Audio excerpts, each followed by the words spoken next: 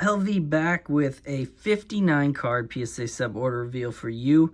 Now, you might be thinking my title has to be clickbait, right?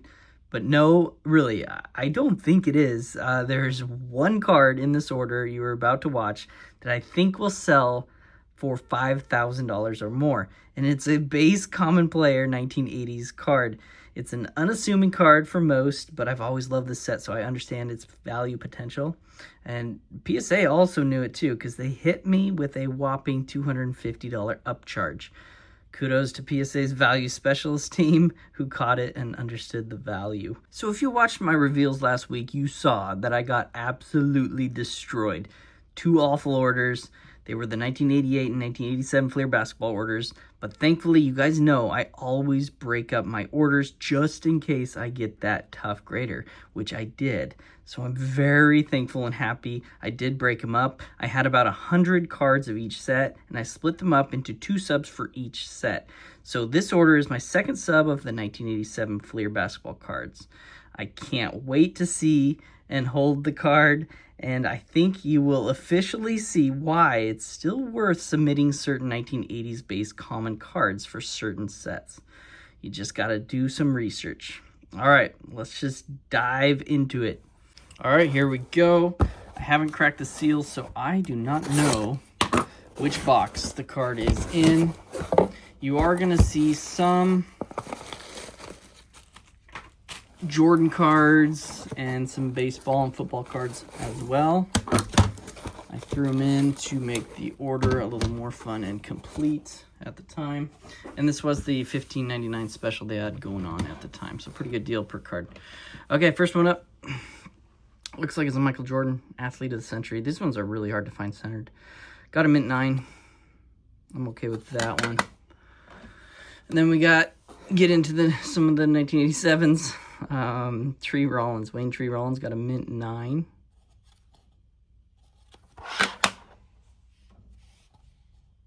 Alvin Robertson got an 8. I noticed I actually got a 6 on my last 1987 order, and I noticed this print defect. It's not common to all of the cards, so that's where they're hitting me. They gave it a 6 last time, 2 grades lower than they did this time. So the 8. Something to be aware of. I shouldn't have submitted that. Robert Reed got a 10.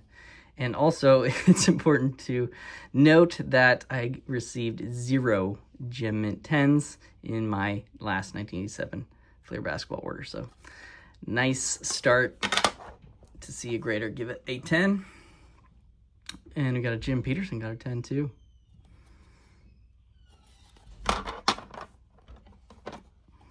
Craig Hodges got a 9.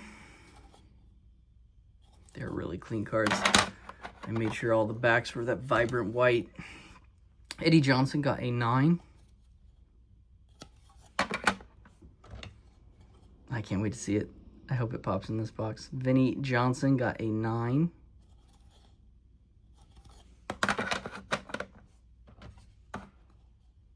Robert Parrish. This is the year where they spelled his last name wrong. Should be just one R. Mint 9.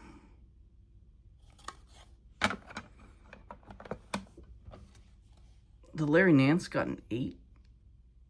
This one's tough to get in the 10. Nate McMillan. He was a Blazers coach for a while. Got an 8. This is his rookie card.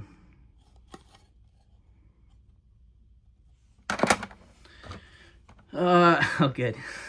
It's next. Rodney McRae got a 9. Here we go. Here it is. The John Lucas. It is one of the hardest in the set to pull a Gem 10 on. The population's so low. Even in a mint 9, it sells for over $600, I believe. So to get this in a 10 is extremely lucky. I'm just very thankful. Wow. It is a beauty. It's just a gorgeous card. I just can't imagine what it's going to sell for in a Gem 10. I mean, let's look at some of the recent numbers for some similar hard-to-find gems in this set. They're They're absolutely insane right now. Look, it's Thurl Bailey. I know that's a lower pop. It's maybe a pop 9. I think John Lucas is around at 18 or 19. But that's sold for $17,675. That's just insane to me. The John Williams sold for $10,000. Sidney Green, $10,000. Gene Banks, $5,700. Dale Ellis, $7,700. You got Tisdale, Alvin Adams, almost $5,000 each. So it makes me excited. But honestly, it's like all the stars kind of aligned to pull this Gem 10. You can see that I had a good feeling about it in my pre-sub video. Go ahead and let's look at this like 15-second clip right here. There are some great looking cards. There's probably 65, 70 cards here. Very excited about this John Lucas. This was the card that sells for $550 in a mint 9, and it looked great. It looked like at least a mint 9. Yes, it's really a gem quality card, but that doesn't mean you were gonna get that Gem 10. You gotta get lucky. If this card would have been submitted in my first 1987 order that I showed last week with the tight grader, it probably would have gotten an 8. Really, it could have gotten 8. And then guess what an 8 is worth? $10. There's one for sale on eBay for $10. That's the most drastic change. It's insane.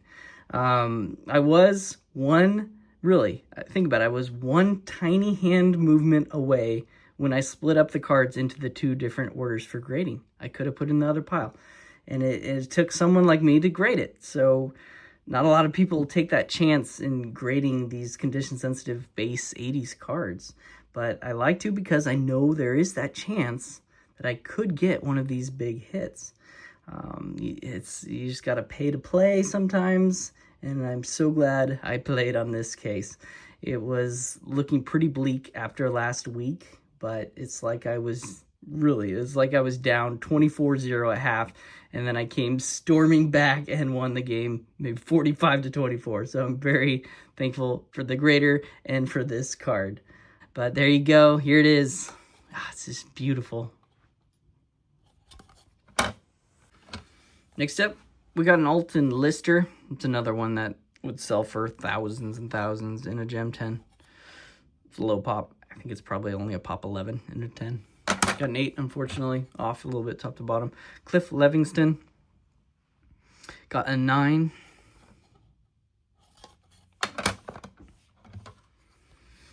We'll get into some football. Brett Favre. Genuine leather. I like the texture of this card. They used a thicker case. I'm not too happy with that huge lip and everything, but got the 9. It was really clean. Gem 10 on the Jordan. Again, the last order last week, I got 0 10s on any of the Jordans. So nice to see. This grader is pretty fair. Gem 10. I mean, if a card deserves a 10, it deserves a 10, right? Yeah, I got a 9 on this one last order too. They were really nice. Michael Jordan Playground from 1990 Hoops. Inside stuff, Ahmad Rashad.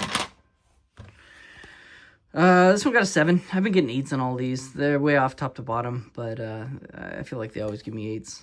It's really sharp other than the off-centered. Got a 7 on that. Got a 9 on the All-Star 89 Hoops Jordan. It's pretty off-center on the back. I can see that. Got some 88s too. Dominique Wilkins got a 9. That one was pretty clean. This Reggie Miller, the max I would have got is an 8, so I'm very thankful to get an 8. Look at that centering top to bottom. It was really clean and sharp, but accurate grade there. Got the 8. This one's tough. This one's really tough. These 87 Fleer stickers, if you know anything about them, they always have that tilt cut off center. And they're really condition sensitive. You got chipping on all this dark blue and dark red corners. Yeah, there you go. They got the 9 on the McHale. That's probably a $100 card. The John Bagley got an 8.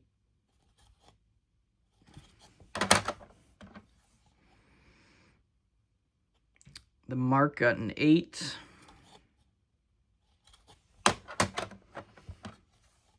Jordan got a 10 on the 93 Topps 50-point club. This was a failure on my part. I don't know what I missed. Maybe centering top to bottom. Then on the top. Got an 8.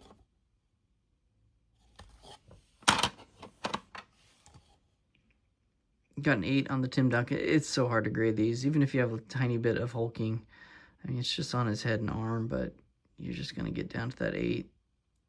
Tim Duncan rookie. These cards are really low right now. He could be a top 10 player of all time, and his top chrome rookie cards are just so low. I got an 8. Eric Floyd got a 10. Nice. Sleepy Floyd got a 10. So look at that stack already of 10s.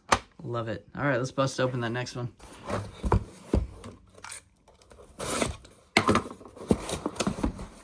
Okay. And there we go. Put these back there. Okay. Next up, we got a Gerald Wilkins. Got an 8. I did have some 86s. The James Edwards got an 8. They were clean. Got these at a card show. Off center on the back. I was just gunning for 8s on those. The Eddie Johnson got a 9. That's good. I am trying to complete this set in all mint 9s. I'm about 50-60% done. I might make a video on that sometime. I don't think I need the Eddie Johnson, though. Oh, it's an interesting one. You guys, if you watch my reveals, I've submitted this one in the past. It is so clean and sharp. It just has that factory line right here, which is why it brings it to a 7, and then the OC is obvious. But last time they graded this, they gave it a 5. I just didn't like it. I was hoping for an 8 OC. I got 7 OC. You can tell it's packed fresh. Look how sharp those corners are. Montana rookie 81. This is a fun one. This was like $2 at a card show. It was very nicely centered. It's hard to get these centered. The 93 Bowmans. If you know the Jeters, it's kind of hard to get those centered too. Andy Pettit. Gem Mint 10 rookie card. This is probably a $200 card, right? Second year card on the Wade Boggs Donners. Got him at 9. Centering's a little off. That's where it's going to get you. It's really clean. Ryan Sandberg got an 8. Yeah, I was just hoping for an 8. Got a little bump right there. See that mark? That's going to get you an 8 most of the time. Other than that, it's really clean and centered. 8 on the Sandberg. Get back into some 87s. Wayne Tree Rollins got a 9. Ralph Sampson got a 9.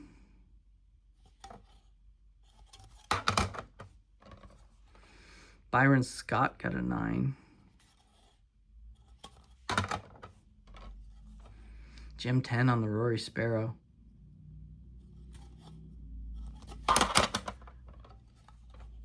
Eight on the Walter Payton.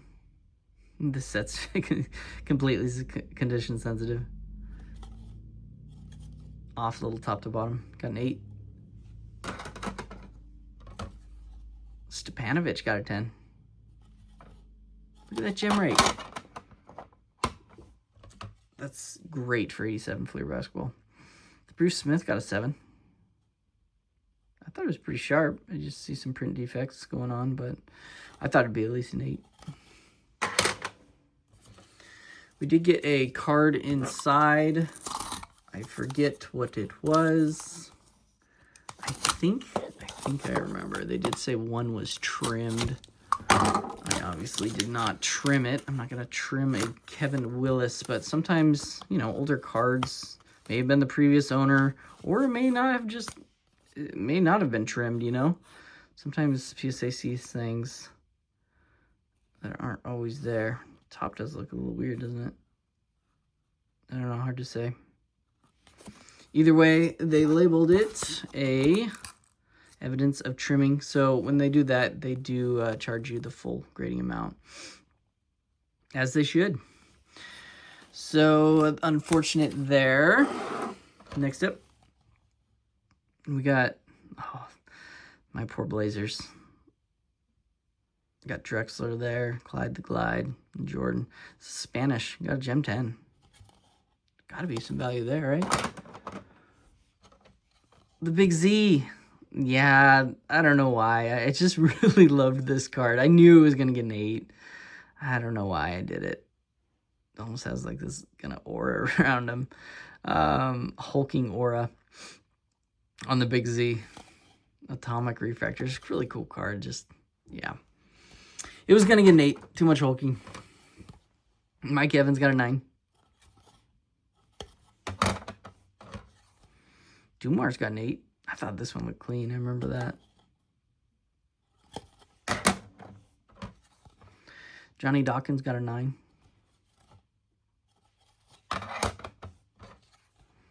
Terry Cummings got a 9.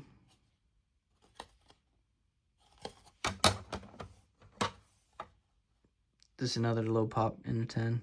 Joe Barry Carroll. Look at him. This is pretty nicely centered. It's a nice card.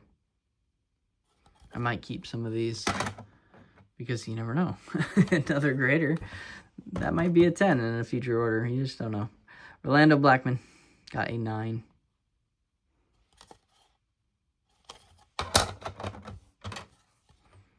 Greg Ballard. This one's probably a $5,000 card in a 10 too. Got an 8 on the Ballard. Michael Jordan got a 9. Off too much, left to right. Ron Harper. It's his rookie year. Got a 9. Daryl Griffith got an 8.